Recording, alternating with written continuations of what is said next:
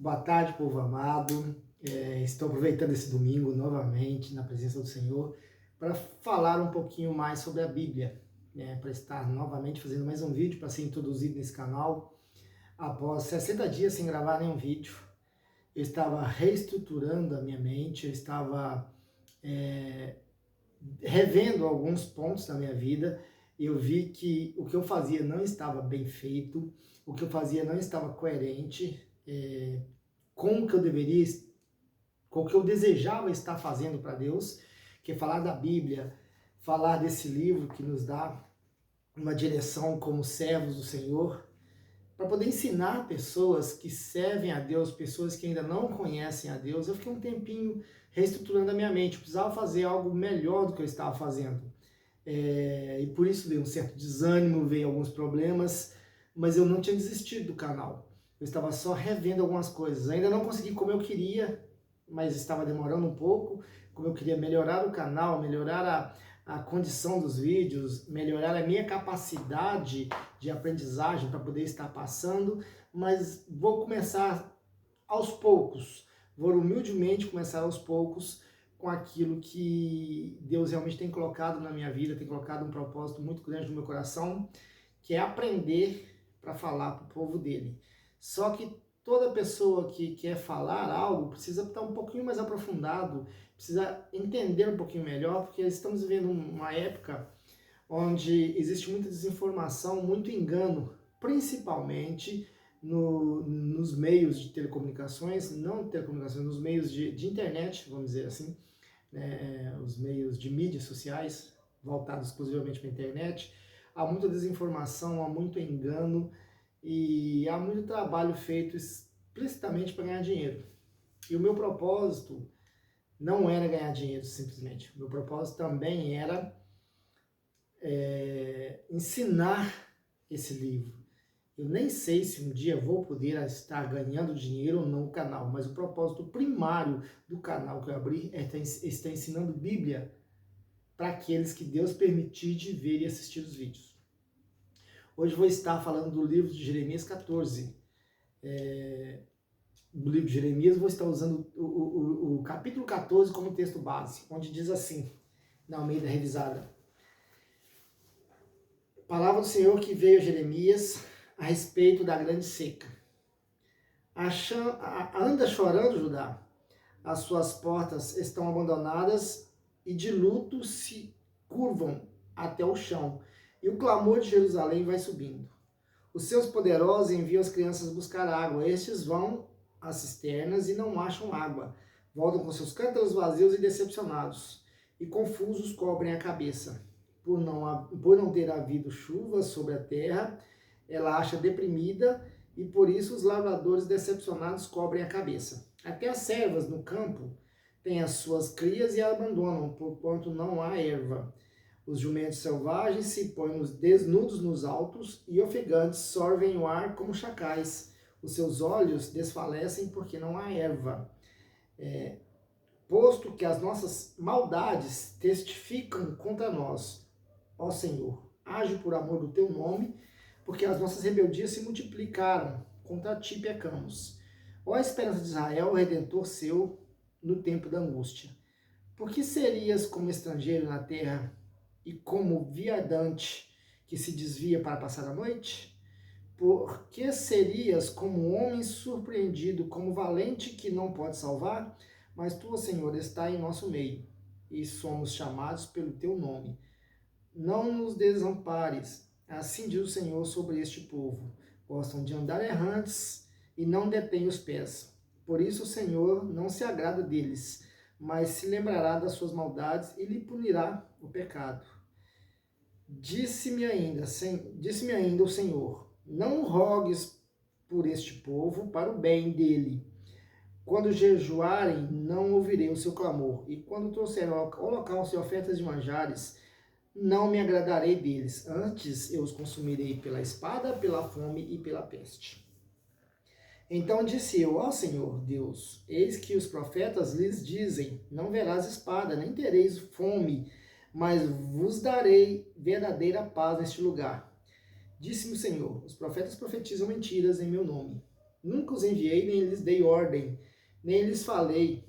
Visão falsa, adivinhação, vaidade e engano do seu íntimo são que eles profetizam. Portanto, assim diz o Senhor acerca dos profetas que profetizando em meu nome, sem que eu os tenha mandado, dizem que nem espada nem fome haverá nessa terra. A espada e a fome serão consumidos. Pela espada e fome serão consumidos esses profetas. O povo a quem eles profetizam será lançado nas ruas de Jerusalém por causa da fome e da espada. Não haverá quem o sepulte. E ele, as suas mulheres e seus filhos e suas filhas, porque derramarei sobre eles a sua maldade. Portanto lhe dirás esta palavra: os meus olhos derramem lágrimas de noite e de dia, e não cessem, porque a virgem, filha do meu povo, está profundamente golpeada e ferida, muito dolorosa.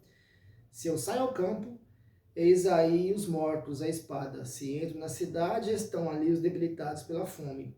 Até os profetas e os sacerdotes vagueiam pela terra e não sabem para onde vão. Fica esse texto base do profeta Jeremias, um alerta para a gente nos dias de hoje. Quem era a virgem, a filha de Deus? Quem era essa virgem de Jerusalém, a filha de Sião? Era o povo que Deus escolheu, era um povo escolhido. Por que Deus escolhe um povo? A primeira pergunta a se fazer: Deus não escolhe um povo porque ele é melhor do que o outro. Deus escolhe um povo para anunciar ao mundo as suas misericórdias, o evangelho, o caminho correto que se deve fazer. As ordenanças serem aplicadas primeiro no povo para que sirva de exemplo para os outros. Ponto. Esse é um ponto muito importante. Mas, infelizmente, o povo de Israel, naquela época, não aceitava os mandamentos. Pervertia os mandamentos do Senhor. Provocava maldades, né, no meio do povo. Juízos infundados. Tudo que Deus pedia fazia o contrário. Era um povo de coração duro, não se sujeitando à palavra do Senhor. E hoje, vamos trazer para um contexto atual. Vamos trazer para a igreja atual. Estamos realmente sendo um povo que glorifica o nome do Senhor para o restante do mundo perceber, ver e vir se converter nos caminhos do Senhor? É realmente esse o papel da igreja, mas realmente estamos fazendo isso? Realmente, quando pregamos, efetuamos a palavra também em nossa vida? Realmente, quando ensinamos, aprendemos primeiro antes de ensinar? Realmente, quando passamos os preceitos do Senhor para os outros, aplicamos isso à nossa casa, à nossa vida, à nossa comunidade, às nossas ruas? Esse é o grande problema da igreja na atualidade. A igreja sempre passou por problemas. Eu sempre vi problemas na igreja, estudando a vida da igreja. A igreja é feita de pessoas machucadas, que vão à presença do Senhor para se curar e precisam se firmar na presença de Deus. Que quem cura a igreja é o Espírito Santo. Quem nos molda é o Espírito Santo.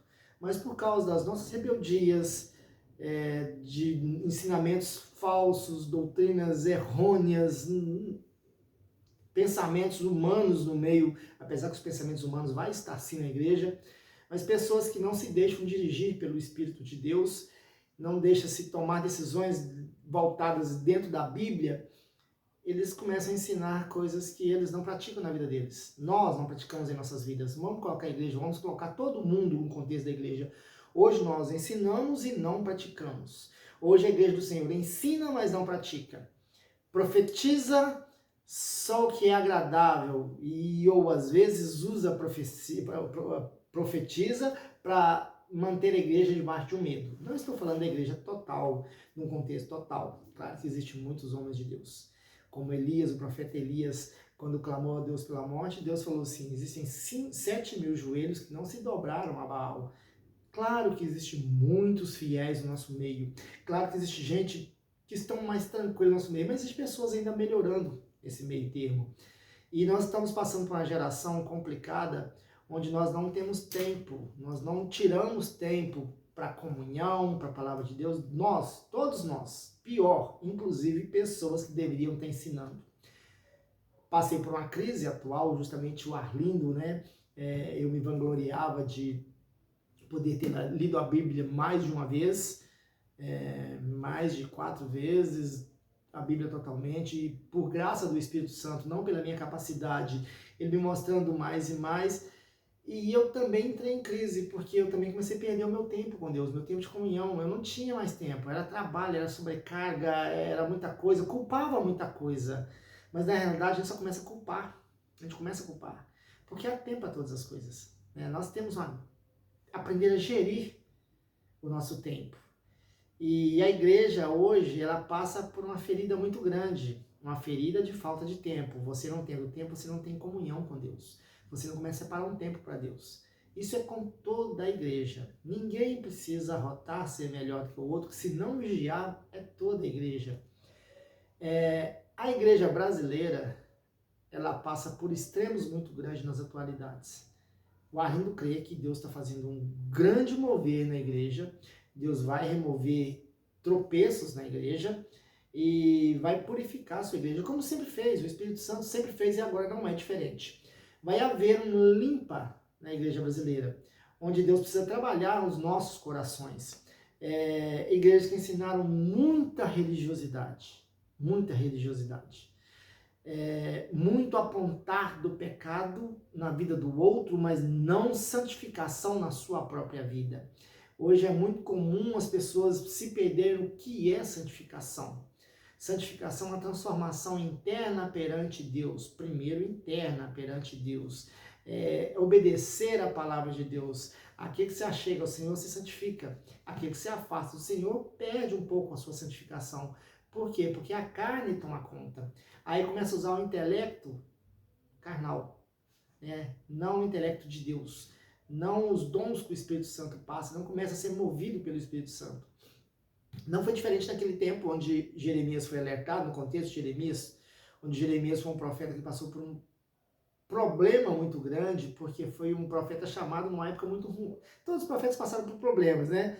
Mas Jeremias, vocês devem conhecer a história, é um homem que foi preso em calabouço, um homem que passou sem comida, sem água, todo o povo foi levado para a Babilônia e ele ficou ali sem saber para que rumo que foi, acabou indo para o Egito com o restante do povo que Deus pediu para não ir para o Egito.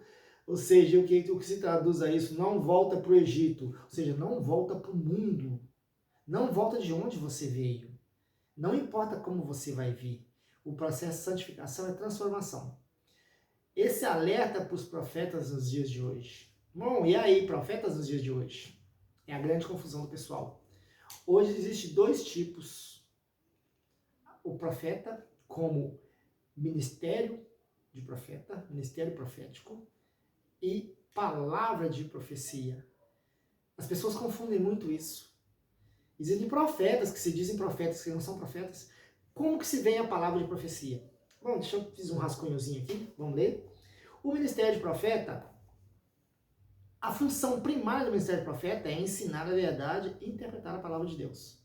Um profeta não foge disso. Como pastor, como o mestre, como o evangelista, né, como todos os 5 dons ministeriais, o profeta também está incluído nisso. O ministério profético também é ensinar a verdade, é interpretar, mas antes de mais nada, é viver a palavra de Deus. Não há como você ensinar sem viver. Não há como um pastor pastorar sem se deixar pastorear pelo Espírito Santo. Pastorear sem deixar se pastorear pelo Espírito Santo. Não há como um mestre ensinar sem aprender com o Espírito Santo. Não há como um profeta profetizar sem ouvir de Deus através do Espírito Santo. Não há como um evangelista evangelizar se primeiro o Espírito Santo não evangelizar o seu coração. Isso que a igreja está faltando hoje nos tempos atuais. Esse é o momento que às vezes nós entramos em crise. Queremos tanto ensinar, mas não queremos aprender. Queremos tanto aparecer em mídia, mas não queremos um momento de secreto de aprender. Isso é todos nós. A igreja brasileira está passando por um perrengue muito grande, porque, se não dizer a igreja mundial, é cumprimento da palavra. É uma igreja às vezes mais morna, com menos força, mas tem que tomar cuidado para não perder o que é seu. Nós vivemos problemas tão profundos que o pessoa acha que, eu sou profeta, pronto, e daí? O profeta não é para adivinhar coisas do Deus, não existe adivinhação nas coisas de Deus. O que existe, na realidade, é revelação do Espírito Santo. E o que é a palavra de profecia? Né, o dom de profecia? O dom de profecia não é dado exclusivamente ao profeta, é um dom pessoal. Ele pode ser dado a qualquer um que o Espírito Santo quiser dentro da igreja.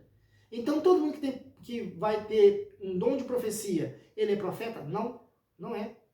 Pode ser lá um diácono da porta, pode ser um menininho lá, um recém-convertido, e foi batizado pelo Espírito Santo e tem palavra de profecia na vida dele, pronto. É um dom pessoal. Então não existe profeta no termo de estar só profetizando. A função do profeta não é ficar falando para o outro. E é isso que Deus mandou te falar. E pior, eu já vi muitas vezes acontecer e ser mentira. Sei que existem homens de verdade. Sei que sempre existiu. Como Jeremias, ali os profetas profetizavam visões enganosas, né, mentiras que Deus não mandou falar. No nosso meio também hoje existe, por causa da mídia, por causa do retorno financeiro, por causa de ganhar, né, plataformas, ganhar mundo através da rede social. Infelizmente existe também nesse meio, mas existe sim pessoas com dom profético, com dom ministerial profético, existem pessoas que têm palavra de profecia. E qual que é a função? O dom profético é ensinar a verdade, interpretar a palavra de Deus, né? Chamar os pecadores ao arrependimento. E pior, às vezes o pessoa que tem dom profético, né, tem esse ministério profético, ele tem que entender que a maioria das vezes ele vai ser usado dentro do povo de Deus e não fora. Ele vai ser usado para levar ao arrependimento o povo de Deus que está transgredindo, e não o povo de fora.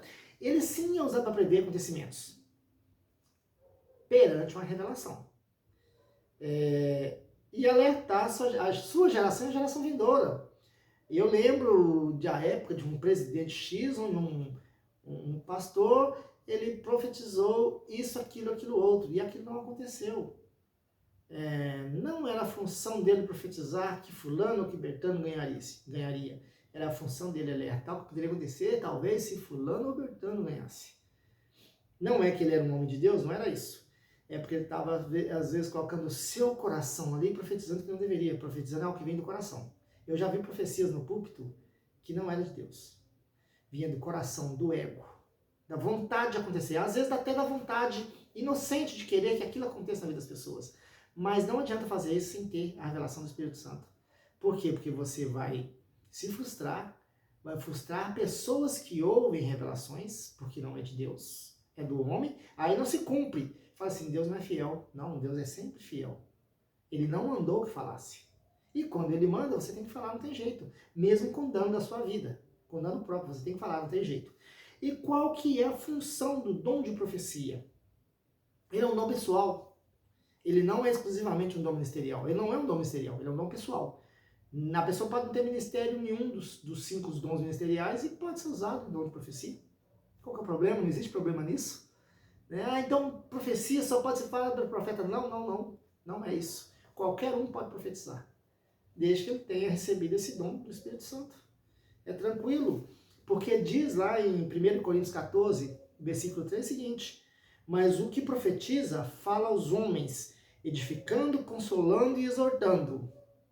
Quando vem de Deus a profecia, ela vai edificar a igreja, ela vai consolar. Às vezes a igreja está passando por um problema de perseguição, precisa ser consolada, e ela vai exortar. Exortar é animar, é estimular. De repente a igreja está passando por um momento de desânimo, então quem tem um dom de profecia vai estar voltado para isso, conforme a Bíblia, conforme 1 Coríntios 14, 3. E o pessoal às vezes extrapola um pouco disso e começa a fazer adivinhações de várias coisas que não é a realidade da palavra de Deus. Mas Deus usa muitos e vai continuar usando conforme a vontade dele, pessoas de maneiras diferentes, com jeitos diferentes, e nós como igreja temos que entender, não é só do meu jeito. O Arlindo veio a ser chamado uma igreja pentecostal, né? Sou da igreja Avivamento Bíblico do Brasil, pentecostal, mas sei que existe também os dons espirituais na igreja tradicional, existem dons espirituais na igreja presbiteriana, existe em várias outras igrejas. O problema é que a igreja voltou-se para algo tão ruim, que é satisfazer o ego humano. A igreja tem que ser curada. Eu estou vendo uma geração nova se levantando, tem uma geração muito boa, como vi uma anterior à minha. Na minha eu vejo um momento de fraqueza, mas vejo pessoas se levantando. Eu acho que um grande papel da igreja é cuidar das ovelhas feridas. Nós vemos hoje pessoas feridas no púlpito tentando cuidar de pessoas feridas, pessoas machucadas tentando cuidar de pessoas machucadas. Nós temos que buscar tratamento próprio. Eu vejo que hoje é necessário a igreja se preparar cada vez mais, estar buscando cada vez mais. Vai ensinar? Aprenda. Não ache que você é o único que sabe das coisas. Pelo contrário, você não sabe de quase nada. Nós sabemos da enésima parte, algo muito pequeno, porque a palavra de Deus é revelada conforme a necessidade. De repente, algo muito bonito que Deus vai revelar para a igreja, de repente não é na sua época, vai ser na próxima geração. Muito já se foi revelado, muito revelou-se na nossa geração e muito será revelado no futuro. É o momento atual da igreja. A igreja hoje precisa de exortação. Hoje, palavra de profecia, é necessário estar voltado principalmente para a exortação. Porque a igreja está passando por um momento que precisa ser estimulada, precisa ser animada, a igreja precisa voltar a se dedicar às coisas de Deus, as coisas santas, as coisas sagradas, né? A ensinar ao povo a temer a Deus, a respeitar a Deus, a deixar a religiosidade de lado. E eu vejo, eu fico triste, eu passei por um momento que eu também estava coração muito apertado, porque eu também não conseguia fazer as coisas, muito frustrado. Eu vejo a igreja se perder num lamaçal de dúvidas, num lamaçal de falta de ensino.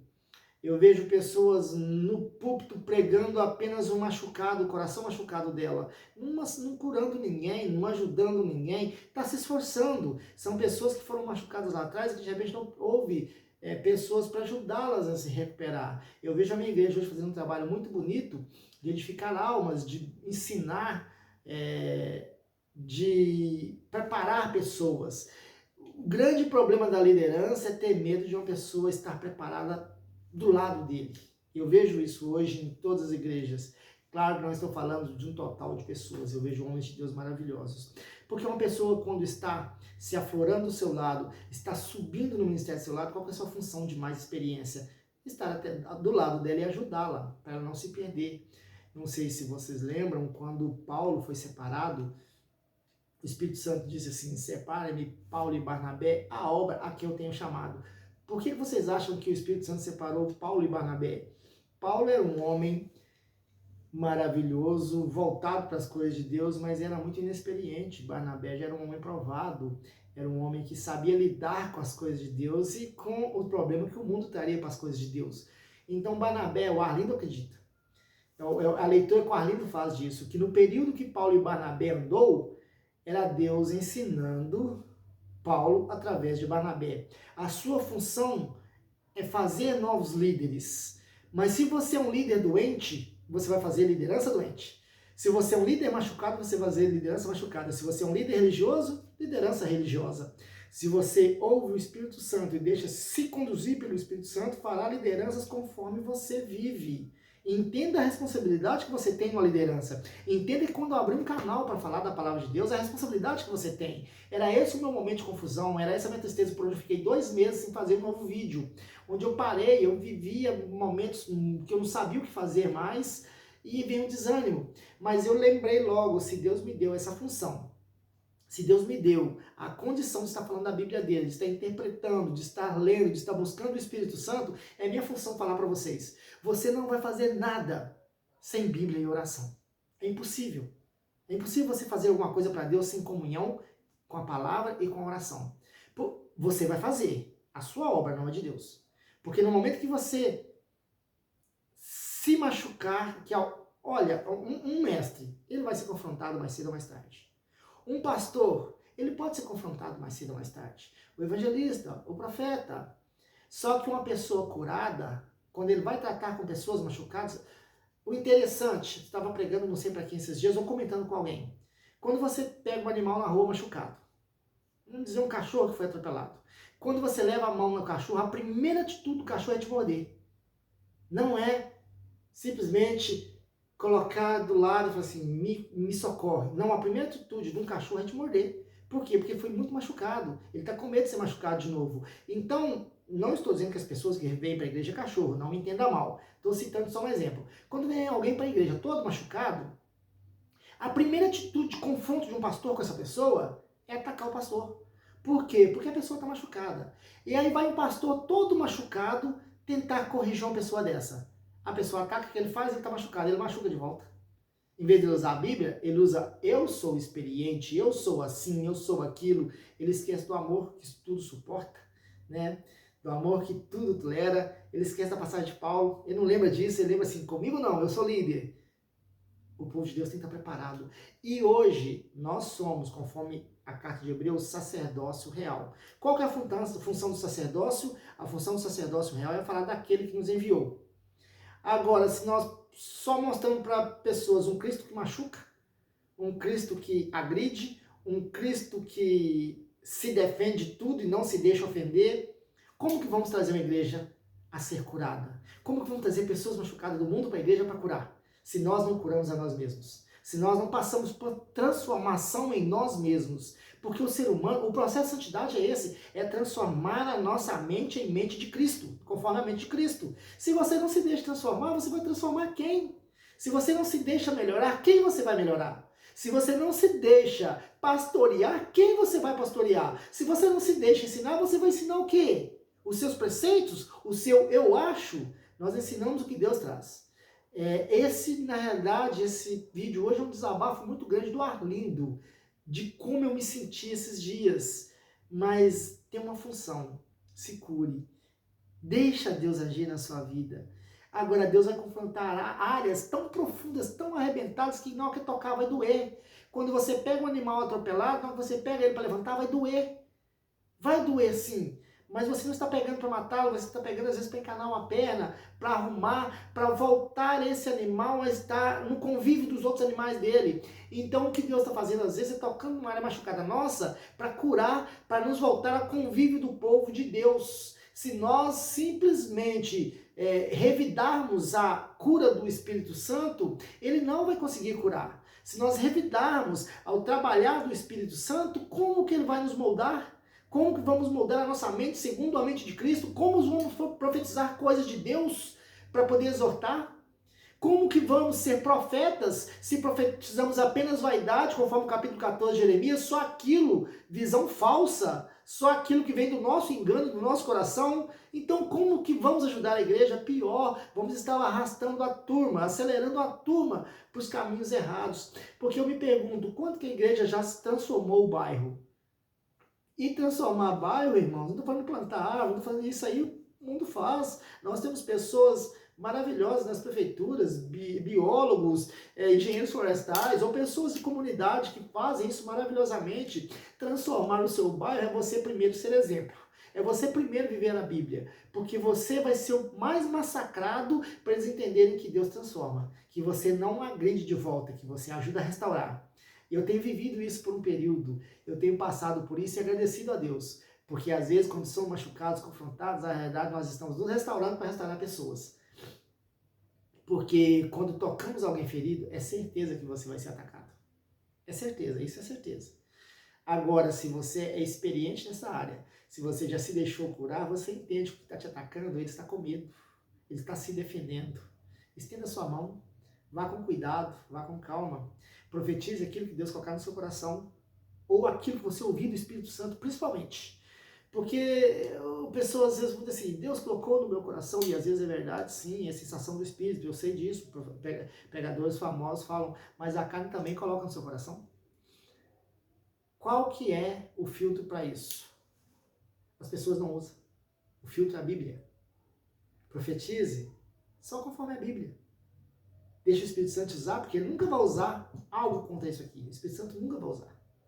O problema é que nós usamos a Bíblia só na parte que nós queremos. A igreja atual passa por problemas, sim, mas eu sei que tem homens de Deus maravilhosos, mulheres de Deus, então, plenamente capacitadas aí. Mas tem que deixar se curar em casa, no trabalho, nas escolas, em tudo que Deus te faz. Esse livro do profeta Jeremias, Deus prometeu que ia quem ouvia as coisas erradas seria levado para ruas para morrer pela fome e pela espada. E você acha que na igreja, se ensinarmos errado, o que nós estamos fazendo com a igreja hoje? Ela vai morrer pela fome da palavra de Deus e vai morrer também pela espada, pelas artimanhas do lado contrário, das artimanhas do maligno, as artimanhas do que é contra a palavra de Deus. E vai uma grande parcela da igreja que não vai estar perante o Senhor por causa de ensinos errôneos, ensinos ruins e pessoas más. Pessoas más não de... nem sempre é más de intenção, nem sempre. Mas por querer fazer a obra exclusivamente do jeito humano, impossível. Você vai se perder. O interessante é que Deus usa o natural para provocar o sobrenatural. Por exemplo, o que Moisés fez para abrir o mar vermelho? Usou um cajado e um vento norte, um vento oriental, como diz algumas traduções, que abriu o mar vermelho. Deus não usou nada sobrenatural. O cajado era feito de madeira, natural, natureza. O vento norte, o vento oriental, é um vento. Está na natureza soprando para todos os lados, árvores balançando, é um vento. Deus usou o natural. Agora, sobrenatural era abrir o mar vermelho todo. Mas Deus usa o natural para provocar o sobrenatural. Então Deus vai usar você. Qual que é o natural? O natural é você ajoelhar e orar. O natural é você ler a Bíblia. Isso é natural, é natureza. O ser humano, você lê tantas coisas. Você lê coisas até que vai emporcalhar a sua mente, porque não lê aquilo que vai clarear a sua mente. Eu sei que a carne milita contra isso. A carne milita contra a leitura bíblica, contra ajoelhar para orar. Eu sei como ninguém disso. Mas você usa essa parte natural. Aí Deus vai trazer o sobrenatural, uma revelação no Espírito, né? Uma impressão no Espírito, você pode ouvir o Espírito Santo, que é possível. Você está sempre falando isso em minhas pregações, é possível ouvir o Espírito Santo, sim, muitos ouvem. Principalmente se você tem um dom ministerial, mas se você tem um dom pessoal, você vai aprender a usá-lo, né? No início você é como criança brincando de carrinho, você começa a usar o dom sem saber o que está fazendo com ele direito, mas você vai andando, vai se tornando um excelente, que vai trabalhar excelentemente com aquele dom. Agora, não se esqueça de uma coisa, existem pessoas bons profissionais e maus profissionais. Existem pessoas que vão usar os dons como um bom médico usa a medicina, ele vai usar maravilhosamente. E pessoas como, vamos falar, existem médicos ruins, mas existem pessoas com dons que vão usar de qualquer maneira. Essa é a parábola dos talentos, né? A um foi dado 1 talento, outro foi dado 2, outro foi dado 5. Não enterre o seu talento, aprenda a multiplicar. Deus te dá aquilo que você tem capacidade de usar. Deus não vai te dar 5 talentos se você só tem capacidade de multiplicar, não. Mas se ele te deu 1, é porque você tem capacidade de multiplicar. Use a palavra de Deus, leia a Bíblia, busque entendimento do Espírito Santo. Se é a primeira vez não entendeu, segunda, terceira, quarta, quantas vezes for necessário, Deus vai ensinar o seu intelecto. Deus vai trabalhar o seu coração, sua alma, o seu intelecto. Você vai estar pronto, apto a ensinar. Não doenças, não dores. Ensine Bíblia, palavra de Deus. Ensine o que Deus realmente está te ensinando. Vou deixar por aqui para o vídeo não ficar muito longo. Vou estar logo fazendo. Eu fechei o livro de Jeremias já há muito tempo atrás, nesses 2 meses, tá? Há 2 meses atrás, já fechei todo o Velho Testamento. Já estou começando hoje o Novo Testamento. E agora estou atrasado com os vídeos. Então, fechei o livro de Jeremias. Eu leio cada livro antes de fazer um comentário. Eu oro a Deus e pego um texto base, por enquanto, porque eu pretendo fazer os vídeos sobre a Bíblia o resto da minha vida. Então, eu tenho muitos vídeos a fazer. A fonte é inesgotável.